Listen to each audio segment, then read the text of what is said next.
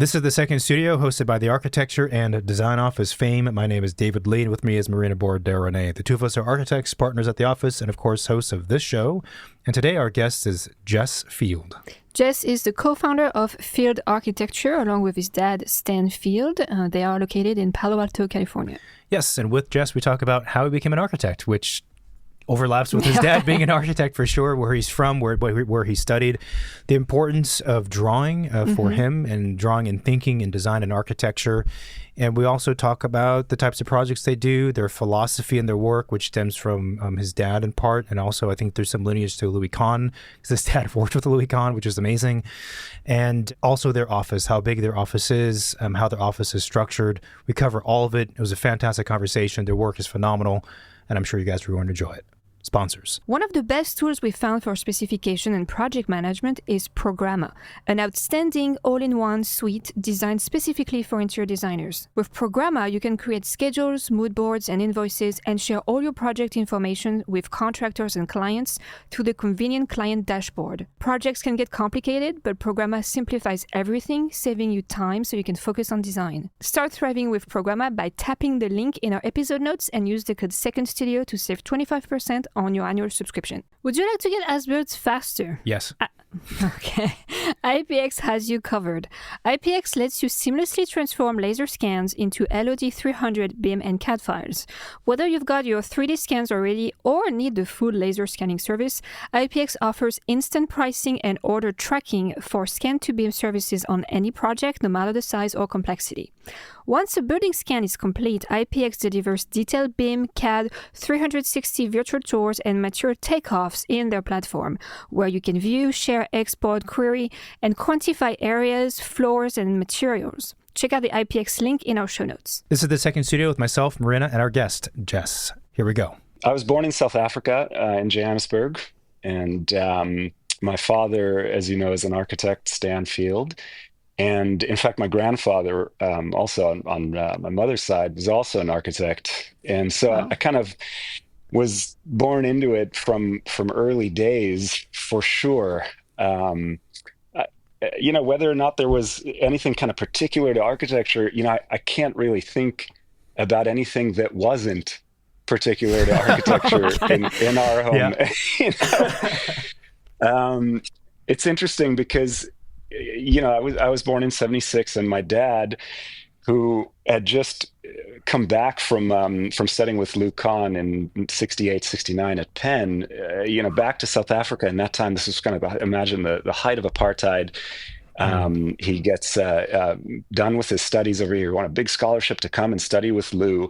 And there were a number of South Africans that had done that before him and kind of paved the way. And he was just so elated by the whole experience. It was, I think, it was not only the combination of studying with the master himself, but also just this kind of freedom and liberation from everything else that was going on at the time. I think it just made it even more of a central kind of grounding stone for him. So when I came into the picture, it was all about that. He was working from home. He had his office over there. I was immersed in his drawings that were always out all over the place. There were pencils, throughout the house, in every bedroom, on every flat surface was used for drawing. And he gave me a pencil when I was about 4 years old and just said, speak. And I've been drawing ever since, and just always thought of myself as an architect just by the way we kind of did things. So those were the early days. That's funny. I feel like, one of the common jokes I'm sure you've heard is that anyone who is an architect and has kids, they always joke and say, my kids are not going to be architects because it can be a pretty tough profession. For you, it was like the opposite. Yeah, they learned the lesson. It was a pretty soft sell. He wasn't trying to usher me into the profession. I have two siblings, neither of which are architects, both my sisters. And yet, I think that there was something about it that just felt kind of natural, like a natural calling. And really, I think that that more so than architecture in particular, especially in the early days, it was more drawing, right? I mean, Yeah. it was just kind of became a tool of communication. And I actually remember that in South Africa in particular, being just immersed in such a rich natural world that was kind of the connective tissue between everyone who lives there, despite where they come from and whatnot and where they live. Um, I remember as a kid, one of my early memories is drawing a zebra and feeling through that drawing that I was able to kind of get a little closer to this animal that I could see but not touch. We'd go on these Hmm. safaris and visit game parks and all of this stuff regularly. And it was almost like a way of connecting a little closer with something. And that's something that I think became kind of a vehicle for me to just develop. And as I became a little bit more and quite increasingly kind of fluent with this new language of drawing, it kind of became a natural tool of expression and exploration. And I mean, that's those two things together are, in a nutshell, what we still do today with every project. That's amazing. So, do you recall at what point did you know that you would pursue architecture and study architecture as opposed to going into the arts or doing something else, design and drawing related, something else creative? I I started with drawing, and in as it kind of developed, I was always practicing my skill set in and out of my dad's office. So started with sketching, then building models, and Mm. kind of doing a series of really informal internships kind of throughout my childhood, if you will. When it came time to take I had the opportunity to take a kind of a technical drawing class in high school, and the final we learned how to use a T-square properly and all of the tools at the time. This is kind of before, Yeah. just before CAD was coming in, which is a bit of a separate topic, but. Um, I remember vividly that it was the final project, and we had to design a house. And it was such an amazingly empowering thing because I'd been working with my dad prior to that, in and out of his office, and being able to actually take ownership of one of my own designs Mm. was actually something quite new that I hadn't really experienced before. And it was just so enthralling that I just dove head in. And, this is, I think it was my junior year in high school. And just it kind of produced like a full sheet set of plans and sections and details. And I remember turning this thing in and kind of just turning a few heads in the high school department, Yeah. that Yeah. was kind of interesting. And when that carried me into the decision about college, I almost had to kind of retract a little bit and just say, hold on a minute, I'm becoming an architect too fast. Hmm. Which was an interesting thing because working with my dad and doing this course, and now I'm all of a sudden kind of an architect, and the thought of going into a 5-year BArch program and coming and going right into the workforce on the other end almost seemed a little bit limiting to me. So Hmm. I very deliberately, instead of that, decided to come at it a bit more broadly, and I went to did my undergraduate at UC Santa Barbara, and I actually enrolled in the arts department, in the art studio department, taking kind of architecture and architecture history on the side with David Gephardt at the time, who was studying all of the Southern California modernists and so forth, and really just focusing on drawing itself.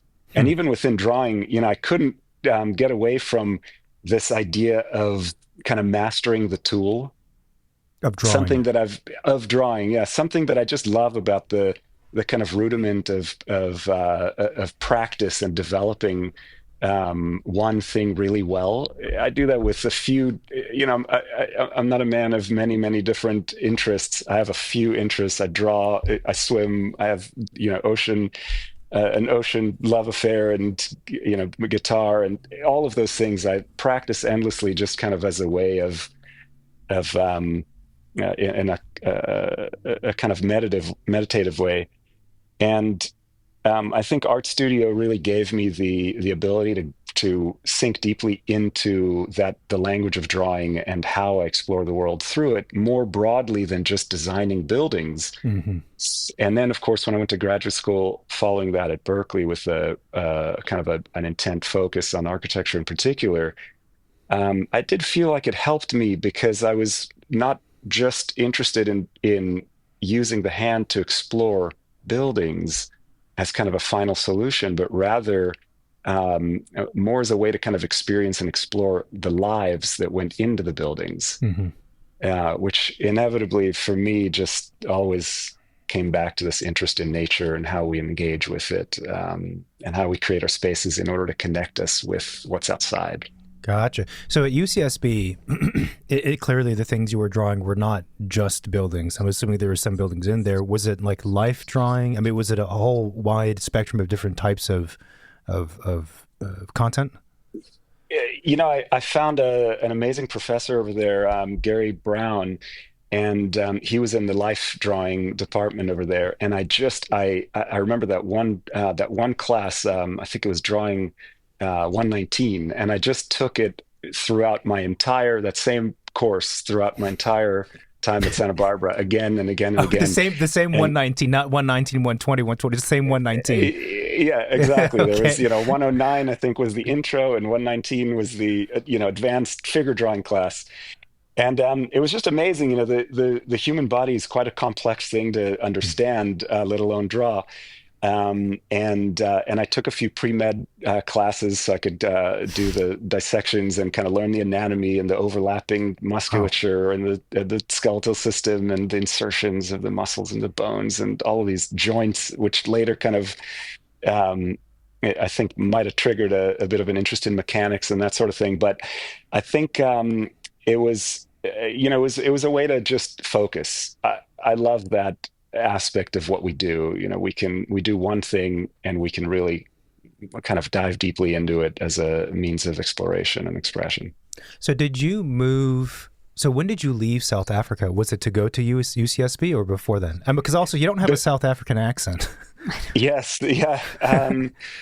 Or can you have one? Yeah, exactly. It comes out, especially when I speak with South African folks. It does. But what we did is we actually, we followed my dad's practice around as a kid. He came back from Khan's studio. He practiced in South Africa, built his practice in Johannesburg, was teaching at Wits University over there, and then actually got a position in Israel, moved to Israel, and was the chief architect of Jerusalem for a short time, and then went and was a partner in the offices of Moshe Safdie. So that was my dad, and then we moved to Boston for a year, and then finally settled here in California, where our practice has been since in Palo Alto. Gotcha. Wow. So your dad has had an incredible career. He has. Yeah, he has. He's I think about it sometimes in kind of a generational way. There's been just such extraordinary, as you both know, transitions in the tools that we use and how we practice, just in the time that he's been practicing, which he opened his studio, right? His first project was completed in 1972. Wow. And I think it did at the time. That was the Len Miller house, which was on an outcropping of rocks outside of Johannesburg. And what had happened is he had just come back from Khan's class, the master's class at Penn, and he was actually offered a job by Edmund Bacon, who not only wrote the Design of Cities and so forth, but is also, as many people don't know, is Kevin Bacon's father. Oh, what? So okay, yeah, no, did not know that. That's surprising. We actually ran into to Kevin at a fundraiser in New York City a number of years back. That was centered around our Ubuntu project in South Africa, and he was at the bar getting a drink, before things were getting started over there, and he was surrounded by a mob of people kind of badgering him for an autograph or whatever. And Stan said, "Oh, I've been meaning to talk to Kevin for so many years," and he just makes his way up to the bar politely in a South African polite way. "Sorry, can I just have a word?" And he walks in there, and he says to Kevin, he walks up to him, and Kevin I'm looking at all of this from a few feet back, and Stan says to Kevin, he says, I knew your dad." And Kevin says, "Yeah." He says, "Yeah, he offered me a job, but I couldn't take it because I had to go home and design my first house." And Kevin was just, it was just so, he had a chuckle, and he said, "Come on, sit down here and we'll have a drink." It was just kind of a great moment. So Stan, of course, goes back to South Africa, does that first house, and he's confronted with this unbelievable site on the outskirts of Johannesburg, with these magnificent boulders, enormous boulders. And he's looking at this natural wonderland, and he's trying to figure out what could we possibly add to this magical place without messing it up. So he camps out he makes it out there for 7 nights. He camps out there under the stars, and in doing so, just kind of naturally looking for a nice contained area that felt right to put up a little tent and camp. And he, of course, that was between the boulders, as you don't want to be out in the open over there, particularly not back then when there's quite a bit of wildlife and so forth. And he decided to, instead of design the house, he decided to create what he calls kind of the rules of engagement with the land, answering this broader question of how do we actually participate in a dialogue with the natural environment in a meaningful way. And he makes 2 rules. First rule, no boulder should be moved. And the second one was no boulder can be touched by any man-made structure. So the structure, the building inevitably kind of makes these amazing kind of leaps and spans in order to avoid these rocks, and these giant rocks end up being partially outside the house, sometimes in the house with a skylight over that gains heat during the day and then releases it in a natural radiator at night. And the whole thing is almost starts to feel like a human nest in nature, in a way that's just so intertwined. And this was about just a couple of years before I was born. So when I was born, I was kind of coming into the aftermath of all of this. It gets designated, it gets awarded the South African kind of National Design Award of Merit and such and such. So there was just so much excitement around that idea. And I really, in many ways, I think that we approach our work today in a very similar way. Those are very, very powerful principles. And they're not also, I feel like they're not also too strict and too narrow to where the work would ever become repetitive. Like there's a lot to unpack with those principles, and they're also gives you the flexibility to approach every project differently by the nuances of the site. Exactly. I mean, that's what that really does, is kind of tune us into the question of what those nuances are. And that's where the hand comes in and kind of helps us explore that through this process that we do so well as architects, which is trace, one idea over the other and develop it and let it kind of evolve naturally as understanding of the site, and it's all of its special little things about it start to become more clear. So I want to continue with the story, but picking up on that last note, because I think it was at the beginning of the conversation or before we hit record, we were talking about how the tools in architecture have evolved, and clearly hand drawing is a critical tool for you. And obviously, since, whatever decade, the transition from hand drawing, I don't mean hand drafting, CDs, but also just hand drawing, like sketching, but good sketching. The transition from that to doing everything in the computer, including, quote, sketching, took place at some point, roughly speaking. Maybe talk through. So I'm curious for you how you work personally, and then also in the studio, how different people of different generations work. If there's a tendency for the younger generations to want to stay in the computer, and do you perceive that as being, generally speaking, a good thing, a bad thing? Are there challenges with that, positives to that? Yeah, that's the It's a question 3-hour of our. conversation right there. Yeah, It's yeah, definitely sit back and get comfortable. Um, David, it's such a fundamental question about how we practice and what ultimately the results are. We really need to kind of experience it and see from one project to another. Um, as a bit of a context for this, when I joined Stan officially in 2005, right, 20 years ago, it was just him practicing, and one of the first things that I wanted to really do is kind of bring a new skill set in.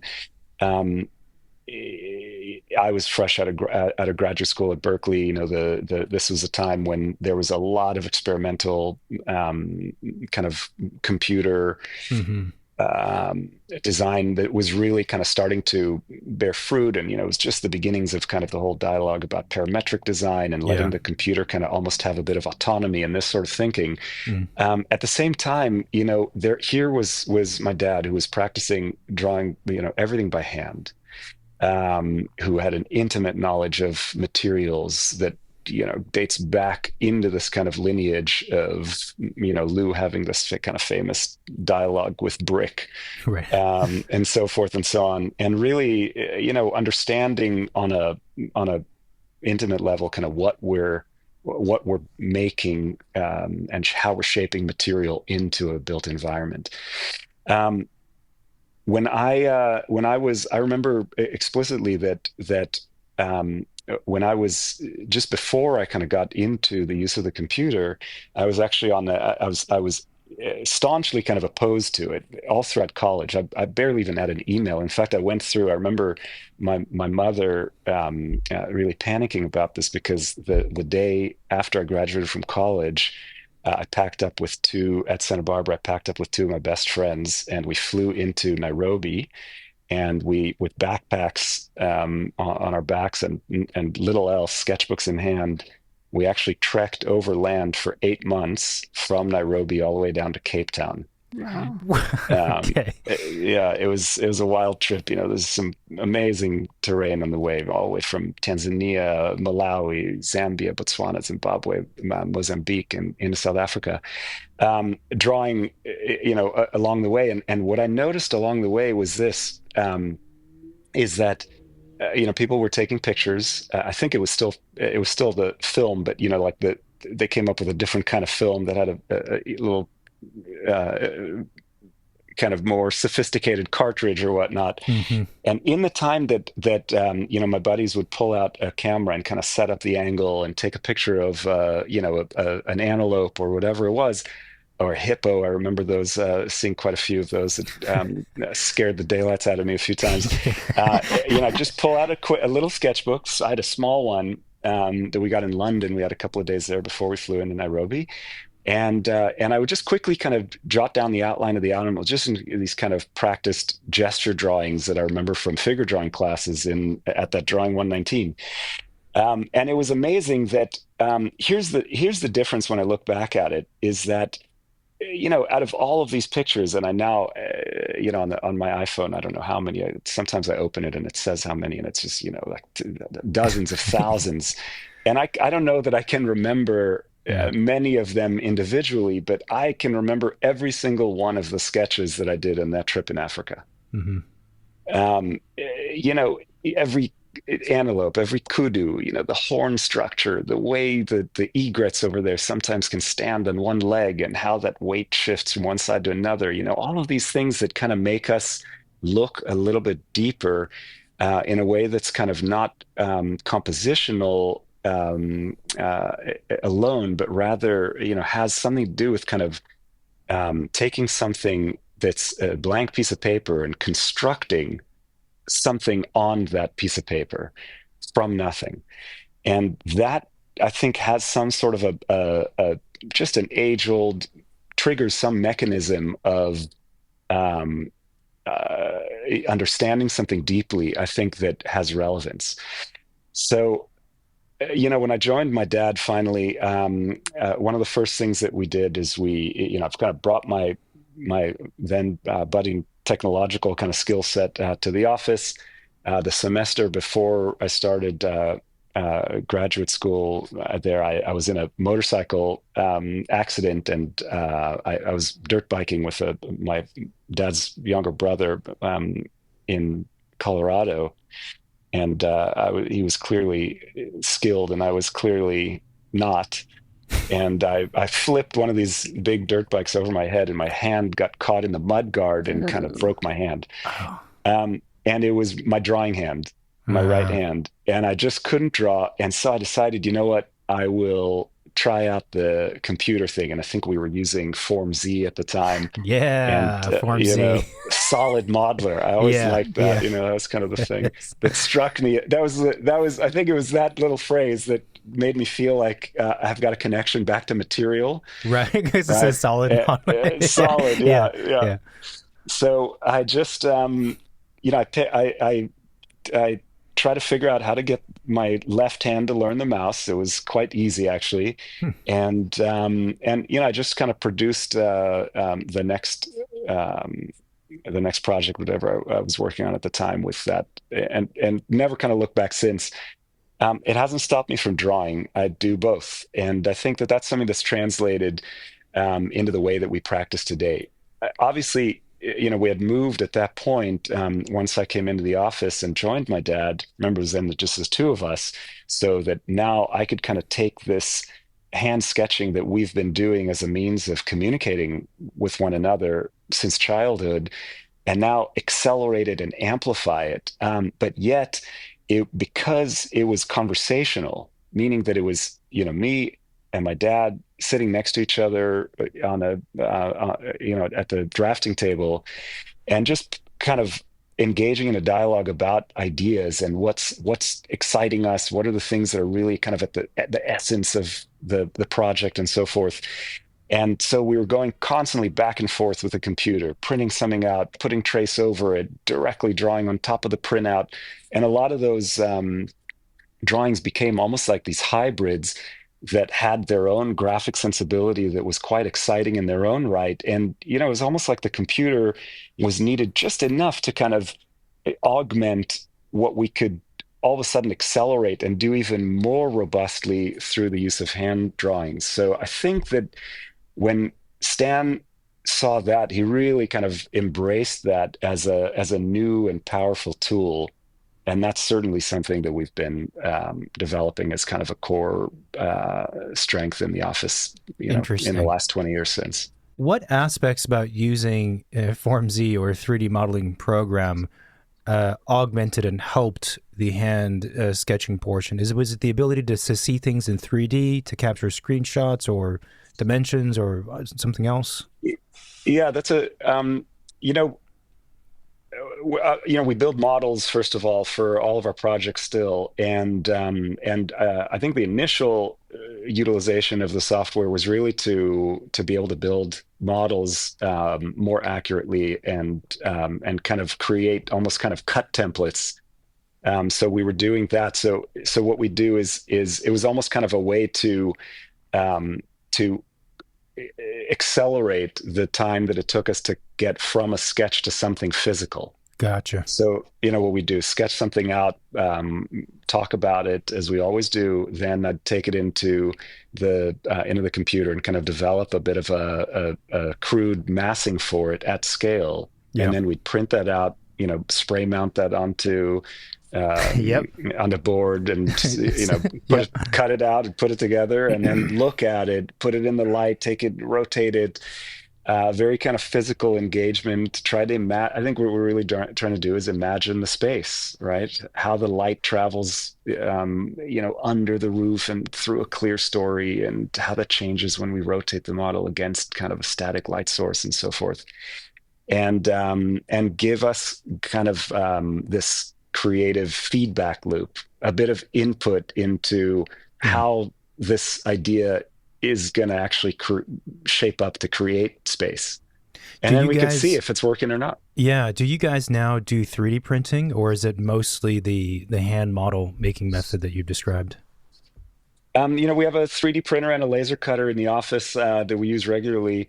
Um, we definitely do both of those in combination. We've actually found that the 3D printer works really well for prototyping objects. So, when we're designing door levers and different Gotcha. small kind of objects, it Hmm. does really well with that. And then we'll still use the laser cutter together with hand cutting to piece together the models. Yeah, it's interesting. I know we're getting like into the super architect nerd talk count now, but I find it fascinating because like when I went to school, the school I went to, we were transitioning from hand drawing to computers to laptops, and it was a big deal. And I think the school was kind of confused as to how to make that transition, as you can imagine. Right. But it's funny your description of hand drawing, but then using the computer to create let's say templates to trace over with an X-Acto, and using Super 77 spray, 3M spray is exactly what I did in school, and Yeah. it was super helpful for the precise reasons you mentioned, but also there's something about cardboard. I don't know what kind of materials you guys were using, but cardboard and 3D and physical models that allows you to see the light. And I've always Yes. wondered for like the younger generation, the students who quote just do 3D printing. I'm like, but do you get the same feedback from a design architecture study model when it's a white 3D printed plastic object? I just feel like you don't. I feel like it's not the same as the cardboard that you can rip apart, cut, and do and manipulate. You know what I mean? Look there. Yeah. I mean, there's something, of course, to making something that has a physical dimension and its own tactility. And I think that that's definitely something that kind of creates that that like a little bit of an insight into something, how something's going to turn out. Hmm. Um, all of these tools I've found, and we use them regularly in the office, are really, they're I feel like they're not so much a way to create an end result on their own as much as they're helpful for creating that feedback cycle. Yeah. And that allows us to have this iterative cycle where we test things and we can see how they're doing, Hmm. and get a bit of a concrete idea of what kind of a spatial condition that's gonna create, and then we follow the aspects of it that are working best and find new solutions for the ones that aren't. And that's something that we do through physical models. We do through printing the templates and printing perspectives and testing out materials. And now even with the VR environments that we're able to walk through in a tremendous amount of detail, we're again, it's kind of fun to put them on and see how the space looks. But it's more helpful, I think, as a way to just get a sense of what that space is going to be like, what needs resolution, Hmm. what have we not looked at yet, and use that as a way to make things kind of ever more well resolved and really get closer and closer to that original driving idea. Yeah, that's a great description. I'm also wondering if you have found or seen that when folks work in the computer more so than hand drafting or physical models, if there's a tendency to not be as loose or not be able to perceive their work that they're producing as being a feedback loop test like you've described. And I asked the question because I've tended to see that it's easy, I think, at the computer to let yourself head toward what you assume to be more of a final solution. Maybe because the computer work is so crisp and definite, and it sometimes it's hard to kind of step back and say, wait, I'm just meant to be, testing or experimenting and understanding in that way. Right. I had a funny interaction with Juhani Palasma about this very topic when we were chatting about. He wrote an essay for our book, Conversations with the Land, last year, and I was we were talking about hand drawing. I mean, he draws a lot, and we were laughing about it because we use the same Caran d'Ache lead carriage. And he loves animals and animal nests. We were talking about all this stuff, and we were talking about that very topic, right? Because we were what the hand knows and so forth. And I asked him. I said, how does that work for you? And he says, with the hand drawings, sometimes I draw and I don't even know what I'm drawing. Hmm. And and I just I related to that so much. I mean, not so much in a kind of completely free for all way, as we would do, and if we're just kind of drawing with the aim of making an artistic piece, right? But when we're really exploring there is there's something really powerful to this idea that there's a sense of discovery in this process of dragging graphite across the tooth of a paper in a direction that's not kind of envisioned, right? Yeah, Pre-formulated. yep. In the computer, we have to kind of think a little bit more definitively. In fact, usually it takes a kind of mathematical precision to know what we're trying to create, if we're gonna, and how we're gonna do that. Do we want to, if we're gonna create a cylinder, do we want to take a profile and rotate it around an axis, or how we're gonna do it? Yeah. Whereas in this methodology that we're talking about, we're able to, that just comes, and whether your hand ends up drawing something from one angle or the next, sometimes it kind of, I think what Juhani and I were really touching on there, I think, is that there's an element of kind of allowing something to emerge from a deeper set of experiences that are probably just kind of baked into to get and mixed together with our skill sets and whatnot, and just kind of part of our mental landscape that can come forward through this process of exploration, that particularly in the early stages of a design, I just find is really hard to replace, right? Not to mention when we're on site, especially in those early exploratory days, we're not walking around with a computer like we are with a sketchbook in hand. So it's very intimate, and it's very quick and fluid. And there's something, I think, that's true about that the hand has this kind of knowing that we can later reinforce in the most powerful of ways through the use of the computer. But there's something quite, I think, unique to that method of developing ideas. That's a beautiful description. I really love what you said about. I'm going to do a horrible attempt at paraphrasing that one portion, but let's hear it. Like when you're drawing by hand, it allows you to tap into kind of this other space of embedded knowledge and experience that's not necessarily conscious, and I think that's like totally it. Because as you were talking about, in your sketch, you don't know what you're doing. To some people who maybe don't draw, that sounds like you're crazy, but that's really what it is. You're not drawing aimlessly, but there's something else that's happening. And it is very different, as you described, from the computer when you have to kind of pre-calculate everything. That's right. The question, so going back to the story, so when you finish at Berkeley, did you end up working for your dad right afterwards, or did you work at other places? Did you always know that you're going to work with your dad? Like, how did that happen? Yeah, that's a great kind of a pivotal part of the journey for me, certainly. So I, before I was at Berkeley, I was actually I lived in San Diego for 2 years there. I worked with Teddy Cruz, and he had an amazing office downtown San Diego, and he was also just kind of it was just such a inspired working environment, and I think maybe just a little smaller than we are now, but I think set kind of a model for that type of really vibrant studio culture that was just producing such great ideas at the time, and he had come to one of my drawing exhibitions. I did these hand-drawn kind of studies at the Salk Institute, and I had them on display in the summer, in one of the summers there.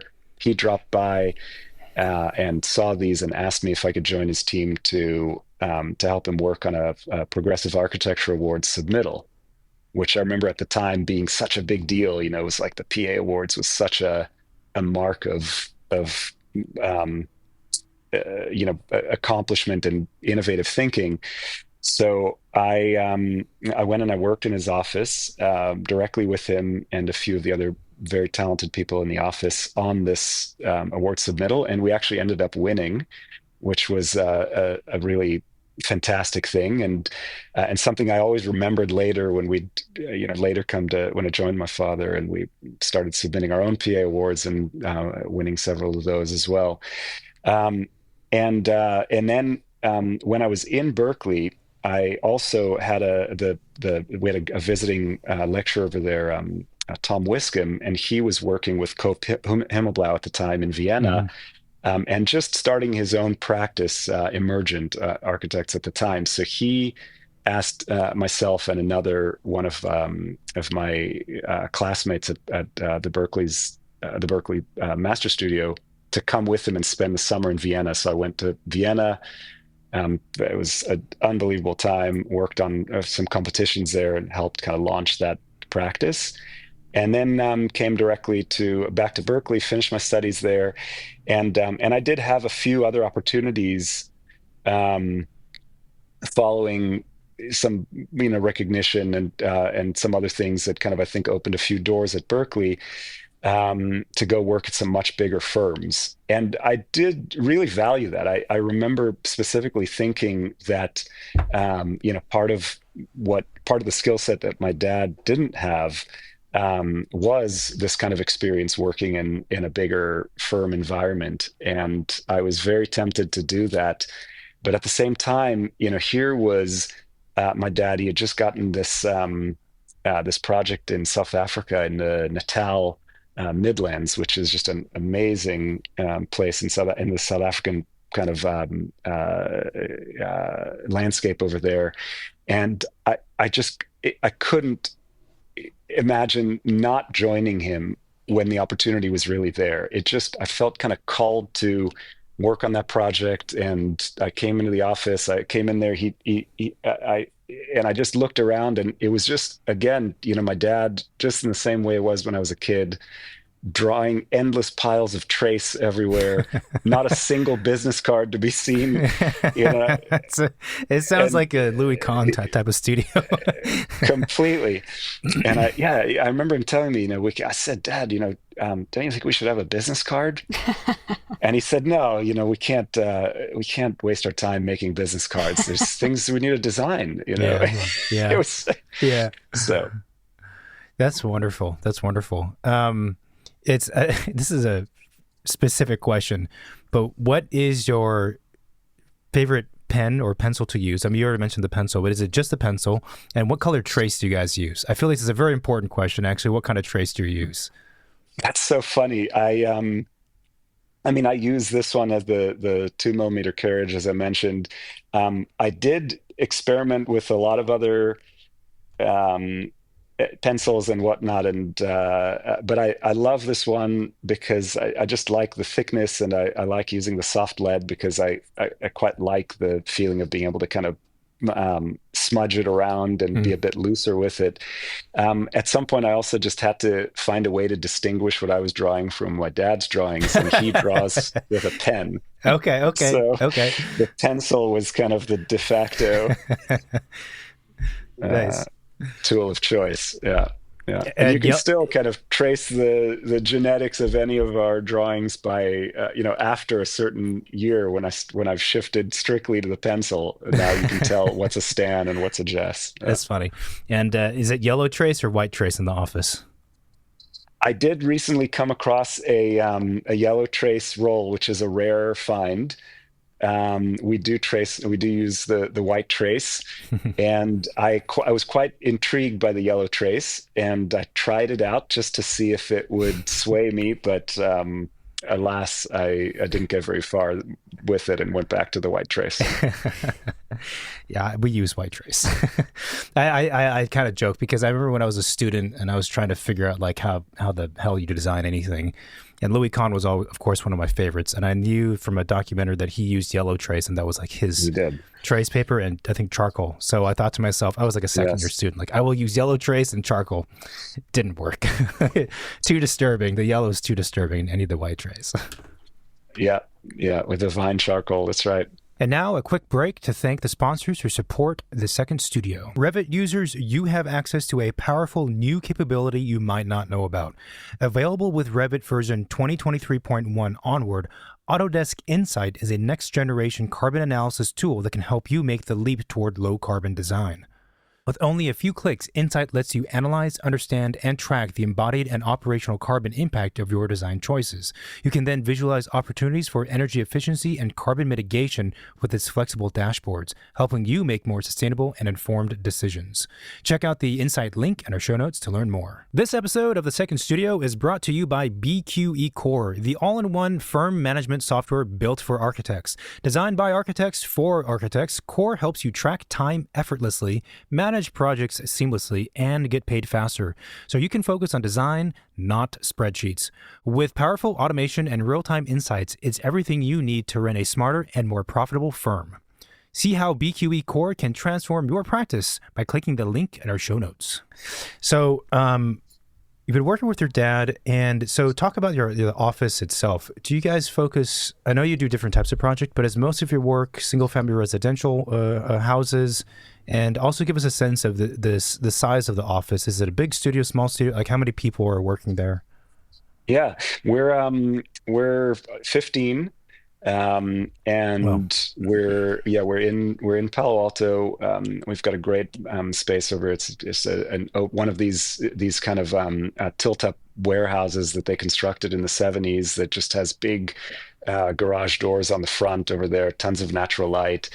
Open work environment, and what we really did when I joined Stan in those early days is try to really, my dad was very good at design, and yet he really kind of was so centered and focused on the design work that there was no kind of place for anything else. And yet, I think I realized early on that to really kind of create the type of practice that I envisioned building, we needed to have a few complementary skill sets. So I kind of really focused on building those core strengths in the office. And one of the first things we did is rehire an old student of Stan's, Jeff, who had been in my dad's own master's studio class that Stan taught at Berkeley in the early 90s. And Jeff is and he still works with us today, and he's just kind of a master maker. One of these individuals that I remember, even when I was interning in my dad's office when I was in high school, Jeff was in the office from time to time, kind of helping here and there. And he used to draw on gridded paper, and he would draw his details and figure them out in 1-to-1 scale. And cool. I was cool. always just right. I mean, I was just so amazed by that. And here, was my dad, who was just this like mega thinker coming out of that whole language that Kahn used to use, and we'd often have to kind of decrypt in order to figure out what the intent was really there. But just complementing that kind of big vision type of thinking with this intense look at how things are put together down to the 1-to-1. And I remember asking Jeff in those early days, why do you choose this scale? And he said to me, and we still laugh about this today as we're mentoring other staff in thinking like this, is that it's only when we draw something 1-to-1 then we can really kind of see all the parts and pieces that are necessary to put it together, and we can start to critique how that's happening. And I just love that. I embrace that, and I have kind of like I keep these sketchbooks by the dozen, and I've got this series from my first 10 years of practice that are my gridded sketchbook kind of years. And I was attempting to do basically the same thing. I draw everything at this kind of massive scale, and go out there, gridded sketchbook in hand, and talk to the contractors, and just go through this whole process, which of course now is happening with, through all of our ASKs and the request for information, and how we process all this through our drawing sets. But in those early days, I was doing all of that by hand through conversation. And I think it was very helpful, because it really kind of gave me this much deeper understanding of how the work is put together, and how to think about the execution of these bigger ideas in a very, very precise and intentional and kind of resolved way that I think really shows itself in the final feeling of the of the spaces. So it kind of came to, it was almost like we found this specialty and reinforced that specialty with that detailing. And the same thing happened as we started to grow and make these other hires. So we hired, some of our next hires after that were also, we hired an incredibly talented gentleman named Mark, who had this incredible facility with renderings, and we made this kind of we made this pact to make every subsequent rendering in the office better than the last. And you can imagine, how a decade later, that's become quite a bar to achieve, let alone exceed. But I think it was, and then of course, so many after that. So it was just a great way to reinforce I think the individuality of the folks in the office, and let everyone truly be an incredible contributor. And we've got a practice now where any person in the office is a specialist at something. And I really love what that brings to the practice, because it really allows everyone to contribute in a way that has a certain expertise that every person is bringing to the greater team. That's an interesting. Do you find that each member of the team who's an expert and a specialist in that one thing? Do you find that they already, when they came to join the team, that they knew what their specialty was, or is that something that they develop by being part of the team and you kind of enhancing that? That's such a great question. I mean, I think this is, this goes for the team, but really for our much greater teams, even with consultants and contractors and superintendents and even clients. I've always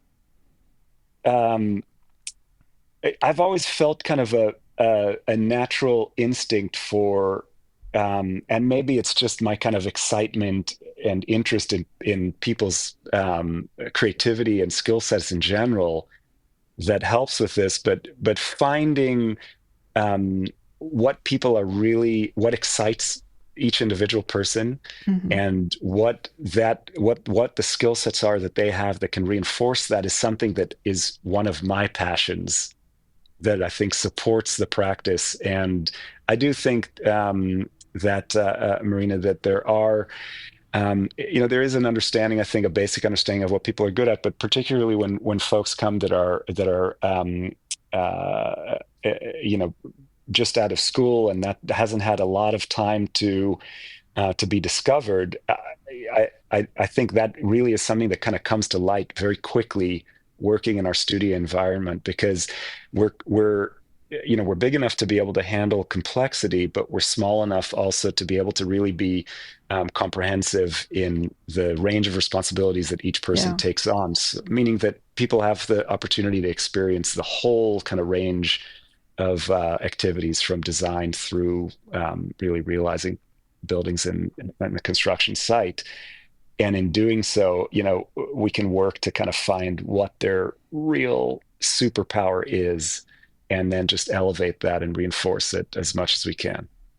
Yeah, I totally agree with that. And it's funny, I remember when I was working at an office of 12 people, and I think that was probably the best office size I ever worked at, because you feel like, yeah, you have a bit more flexibility in what you can do, and you can take on a bit more, or kind of Or like, specialize. or Right. specialize, or yeah, I think, a lot of offices I feel like want to be really big because big offices means success in some ways.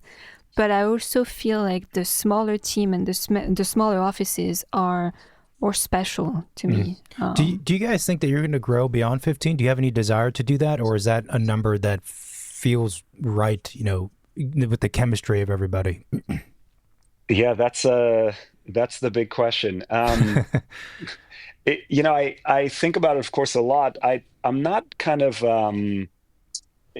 I'm not, I don't think about growth so much for growth's sake. I'm Hmm. not Mm-hmm. looking at that as from a kind of business objective per se. I think that I look at it in terms of the type of work that we're equipped to do now and really skilled at producing, and what the interest and opportunity is in work that could come out of some sort of an incremental growth, Hmm. if at all. And I think with the current focus of the office on residential, where we've really kind of I think it's always been such a fundamental part of our practice. We've kind of gotten to a place where people that come to field are really coming to us already knowing what our interest and passion is, and inevitably sharing that's some kind of feeling of interest in the land and what the nature of the terrain can produce in terms of architectural response, and how the particularities of the site that they've inevitably fallen in love with can really give rise to an architecture that feels like it has this kind of symbiotic relationship with that place.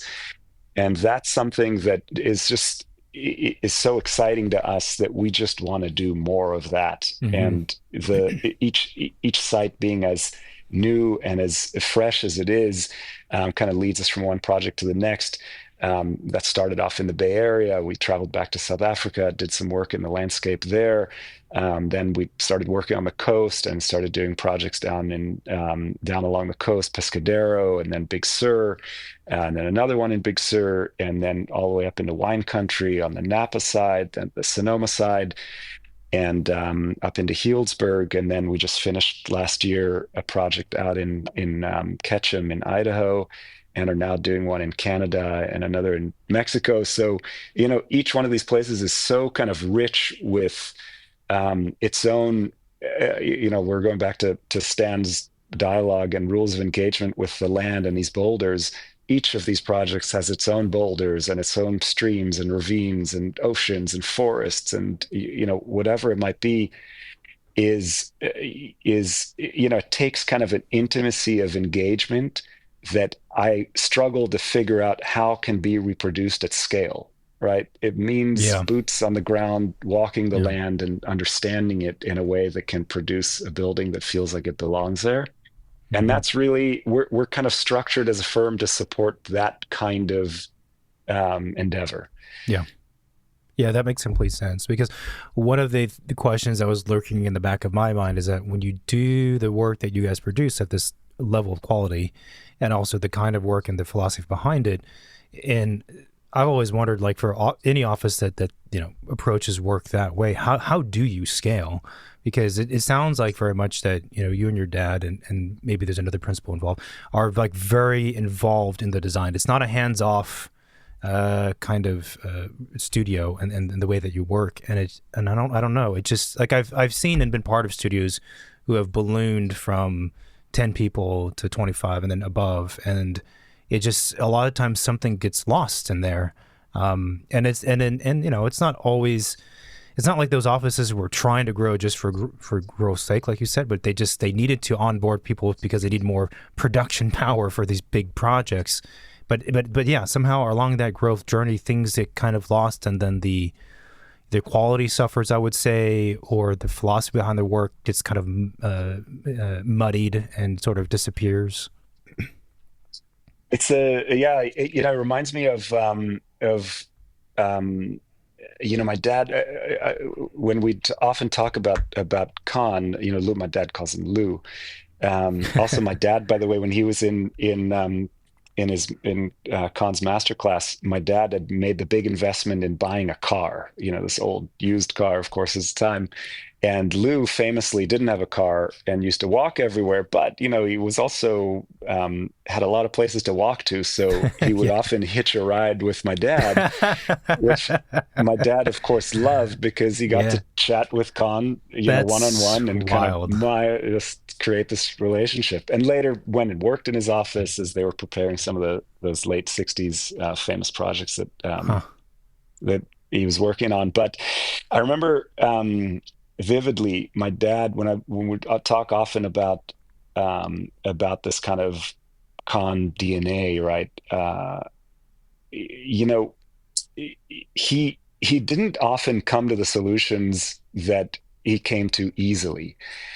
And I'm sure most folks out there that have studied Khan have kind of come across this as well. But he really used to kind of like really angst over a design, and oftentimes kind of going one direction only to kind of throw it all away and start over from scratch and stay late at night in the studio with his charcoal trying to figure out what this was that wasn't quite right, that he had to do better. And I think that way of working is now, of course, we produce that and I think in a perhaps a much more efficient way today. But I think that inquiry and that kind of drive to kind of not settle and really drill down into what it is that we're trying to achieve, and realize that in the perfect way is something that is just kind of part and parcel of I think how I grew up, and our firm culture today is all about that. And I think we've got everyone in the office is such a kind of talented contributor to that. I do struggle to think about how that would play out with an Hmm. office that was multiples in size. Yeah. If there's a good idea about how to do that, I'm open to hearing it. Yeah, if anyone has any ideas. Um, yeah, that's it is very, very interesting. What you were just saying also reminded me, I guess it'd be sort of on more on the business side of things, or maybe interacting with clients. Because I think what you described with Louis Kahn and how you guys work and think, and the kind of the search and the quest for the best solution, the truth, the whatever. And sometimes it requires late nights. It requires ripping up stuff that you've done the last week and starting fresh. Um, you know, it's what I'm getting at is it's kind of an odd thing, because I think that makes sense to me. I understand that, and sometimes I feel like you almost need to pursue it that way, or at least have that mentality to get to that point. But on the other hand, from a client's perspective, right?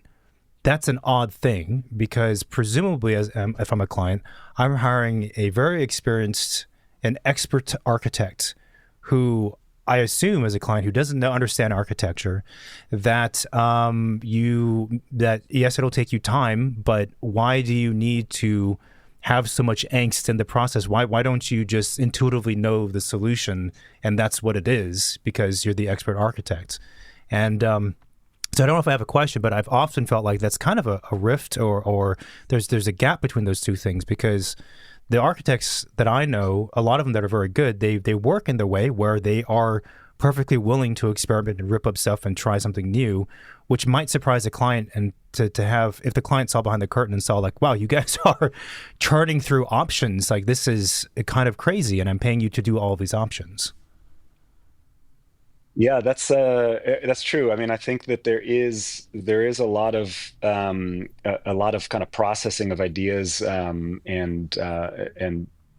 machinations to any given idea that we need to go through to really get it right. But I have found that there is a kind of an appreciation for what getting it right feels like Hmm. in the final product. Mm. And that's something that kind of has a certain, I think, level of commitment to it that I think can be more of a pull. So, you know what I mean? Rather than having to kind of uh, push and explain iterations, there's a really high energy kind of excitement around the process of trying to find the right solution Hmm. that inevitably is going to take some iteration and exploration. But what I really love doing, and I genuinely enjoy this, is kind of building on this connection that we have with the homeowners, landowners, oftentimes that come to us wanting to work on this, special piece of land, and use that kind of shared love for the place to try to figure out together what the right solution is for that place. And I mean, we've just been so grateful and blessed to be able to work with such innovative, extraordinary people that, in their own right, have just done amazing things. And I think that what I really get a kick out of doing and really enjoy is seeing if I can kind of take an owner and help, as I do, oftentimes, as we were chatting about with our designers, and find what their superpower is that can be relevant to our Hmm. project that we're working on, and engage them and let them kind of feel like they can really bring what they're good at in whatever fractional way it might be to that goal of discovering kind of the right solution. And of course, that all has to go through our vision of how that becomes a work of architecture that fits in the land. But it is something that can be very exciting, and I've found that a lot of people really love doing that. In fact, we had one client that enjoyed the process so much that they ended up kind of switching gears from tech and going and starting a little side Wow. gig doing energy consulting, and then they let us sit on the planning, on the architectural review board, and then the planning commission, and eventually one of them, the same fellow, became the mayor of one of the municipalities that we worked on, so that he could really Wow. kind of try to Yeah. get the agenda of the sustainable projects going forward and so forth.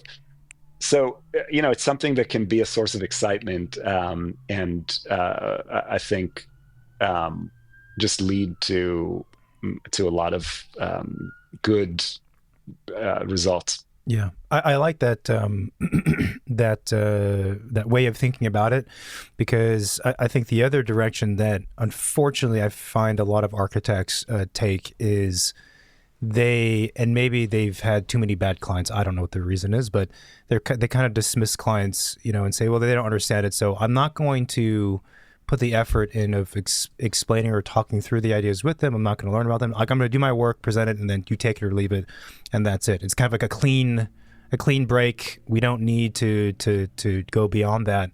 And there's this sort of thought that, well, then no one understands what I'm doing, so why would I bother trying? But I think that if you take the more optimistic approach and you perceive it the way you're talking about, it's I found at least that a lot of people, and maybe we're fortunate, but a lot of people in the clients, they're super interested, and they enjoy it too. I mean, if you think about it from their experience, it's like you get to be part of a creative process that Yeah. you're not the one creating, but you get to be, an observer of how do, my dream house is going to come to life, Right. and witness that, and maybe, Yes. influence the decision and partake in the conversation.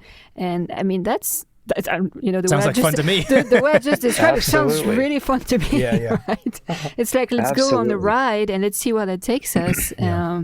And if you do it right, it's going to take you to an amazing place. So Yes. And no, and absolutely. I mean, we just finished a home where the owner himself was really, this is someone that works in the tech industry over here, and would not be kind of part of their daily job at all, and yet was so kind of passionate about this idea of really kind of using the home to tune into the circadian rhythms, and would bring a lot of neurological research and data points and fascinating different ideas to the table that we formed this kind of ongoing dialogue about, and almost kind of felt like we're kind of partnering around this idea of tracking around our daily activities relative to where the sun is going to be and what the color of the light is going to be like at that time of the day, and where's the sun coming in across what depth of surface, and what is the materiality that we experience when it's illuminated by the light as it glances across versus hitting it direct on, and so forth and so on. And it just became such an instrumental and formative element in the creative process that I really feel like it wasn't kind of the typical way that architects think of kind of Hmm. having to work through a series of a million decisions with the client, and rather was really this kind of genuine interest in creating something really innovative that suited that kind of shared passion that we both had for how we can use the building as this kind of lens to tune into the world outside that the building was really a part of.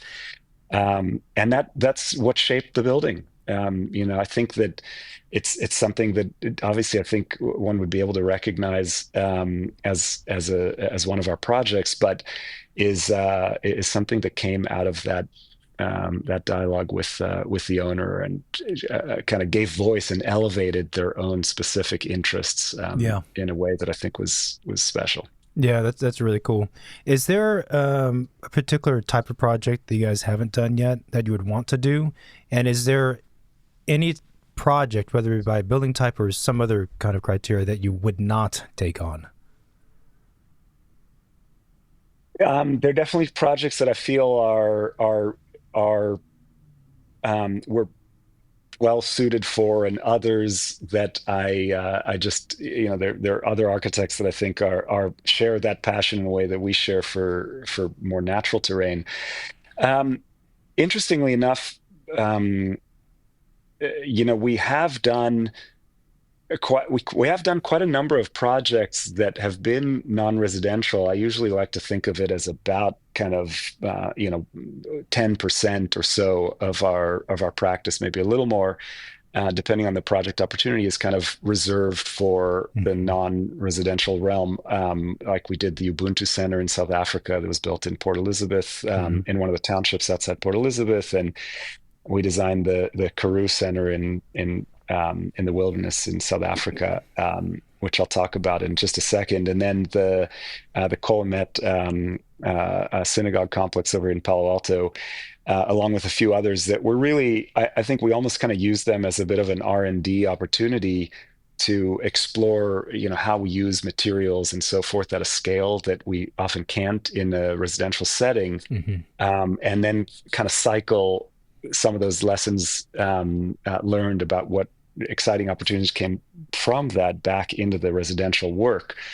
And some of those, I think, along the way have been really exciting, like very cool. The the wilderness center that we designed was just an absolute,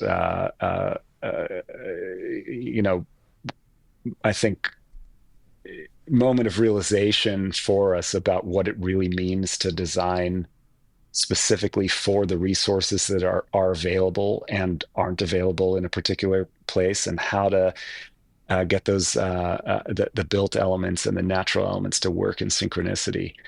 Um, and I think that projects like that are just amazingly rewarding. I think for us to just be able to tune into that into the natural setting over there with so much kind of acuity and dexterity that we can do something amazing that's more visible and kind of open than the private residences typically Right. are. Right. So those I can see more of those being just a great fit for us. Would you Was guys ever? Sorry, I was just curious. Would you guys ever want to do a project in a hyper urban setting, where you're squished, on three sides by towers or something like that? Yeah, that's so interesting. I mean, it's interesting that you asked. We did do a project that unfortunately went on hold during the '07, '08 years Hmm. in San Francisco that had it been built might have led us into doing more work like that. In Twin Peaks in San Francisco, Oh, with buildings, of course, on both sides and so forth. And it was I loved the design, and it was something that I think we were excited about at the time. But there are just so many great architects working in that environment. Our friend Stanley Seidowitz, also from sure. South Africa Yeah. originally, and Yeah. and so many others that are great and are as passionate about the urban environment as we are. I love reading about projects that go up there and visiting. Of course, it's such an important area of work. But again, I think that it's we can do it for sure. But I think that given the opportunity, I've just always been drawn to places where I can walk around and Stretch. Yeah. feel the Yeah. soil and Yeah. understand the natural plant communities and how Hmm. they used to be before they were invasives, and what the mineral composition is of the soil, and kind of get into it on that level.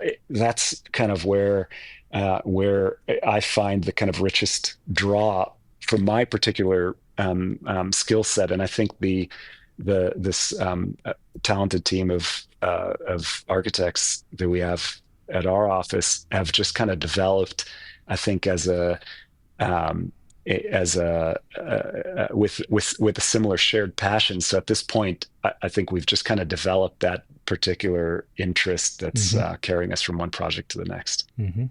You mentioned a few places outside of California where you guys are doing or did projects. Is there one that you haven't done a project in that's kind of on your wish list? Like a location? Yeah. Mm.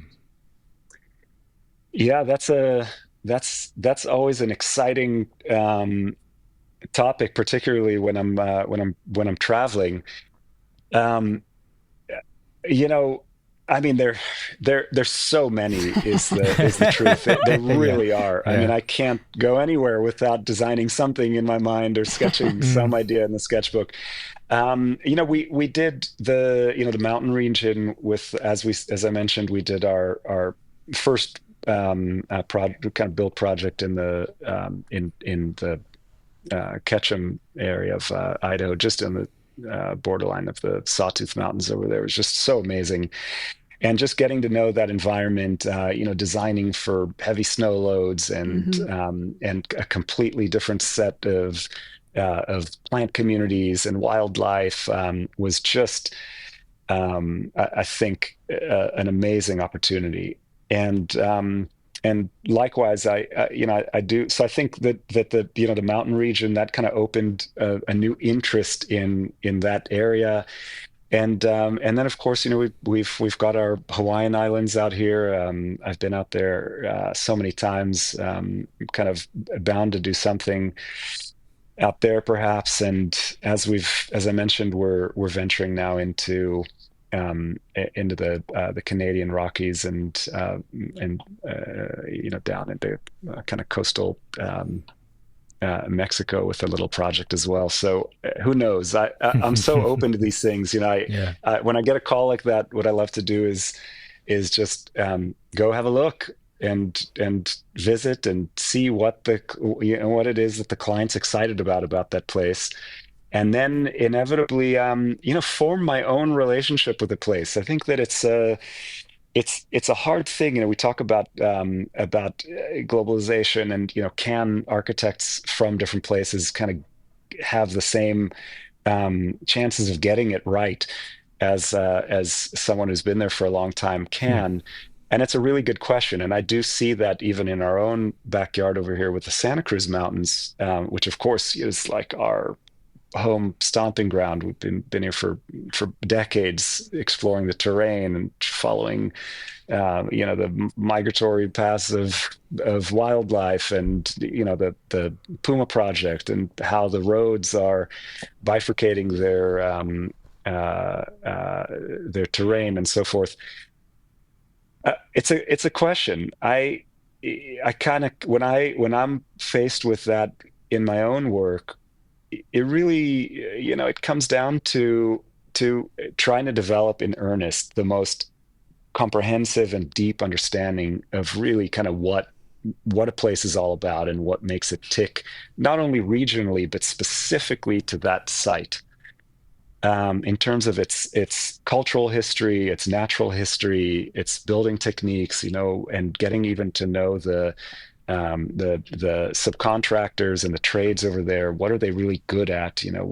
How do the masons think about how they course stone, and how do things really kind of come together with a sense of place that we can extend and give kind of a new identity to, without replacing the built-in knowledge of what already has been shown over perhaps even hundreds of years to really work as a response to that environment, but extending that a step further rather than replacing it. Yeah.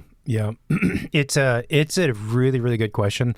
I think that, I don't know. I mean, who knows what the answer is, but I think that first and foremost, if one is a really good architect and observer and you take the time to think about the place, then you'll probably do a really good job compared to the average architect. Because I think being in the place for a long time and for decades and whatnot is certainly an advantage. But I also feel like if the person doesn't have that ability to see, then it kind of falls on blind eyes or deaf ears. But that's an interesting topic. That's a thesis topic, I think. For sure. The last question we have, which is always a fun one, is what is your favorite building? Oh my goodness.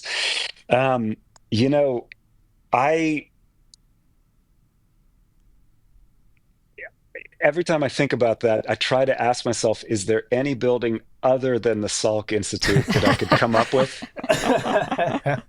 Yeah, that's a high bar. Yeah. There are so many amazing buildings out there, but that one in particular is really, it's just worth a visit. I was just chatting with a few folks in the office yesterday about my dad's teaching days at Berkeley, and in his master's studio over there, the topic of Salk came up, and he just asked around the studio if everyone had been there, and when he heard that no one in the studio had actually been there, he had them pack up. And that same Friday, they drove as an entire class all the way down to Salk and made it just in time for the sunset to come down and illuminate that same day. Oh my gosh, the water trough. That's a long drive. That's like from Berkeley. Yeah, it's like a 10-hour drive. Yeah, totally. Yeah. So it's that's a good one. Have you been to the Exeter Library? I have not. Okay, yeah, I'm curious because that, for me, obviously they're the big hitters, but there's the Salk, Exeter, and the Kimball. And I haven't been to the Kimball or the Exeter, and I'm very curious eventually to see how they compare. If you can compare these things, how they compare to the Salk. But yeah, that's a great one. Jess, thanks so much for making the time on a Friday morning for folks listening. This was phenomenal. Thank you so much. It's great work. And thanks again, and we'll talk soon. Sounds great. Thank you so much for having me on. Thank you, everybody, for listening to this week's episode. If you want to support the show, then you can leave a review of the podcast in the Apple Podcast app. You can also find us on Spotify and YouTube. If you have any questions, topic suggestions, or guest suggestions, then you can reach us to the hotline, which is 213-222-6950. And you can call and leave a voicemail, or you can shoot us a text message there. Where else are we? We're on social media. Second Studio Pod is the social media handle. Our office is online as well, which is Fame Architecture and Design. And the podcast has a website. There's like too many things. I can't keep track. The podcast has a website, which is secondstudiopod.com. So you can find us anywhere and everywhere. Hope you guys are enjoying it. Did I miss anything, Marina? No. Okay, sounds good. And that's it. Stay tuned for more. Talk soon. Bye. Bye-bye.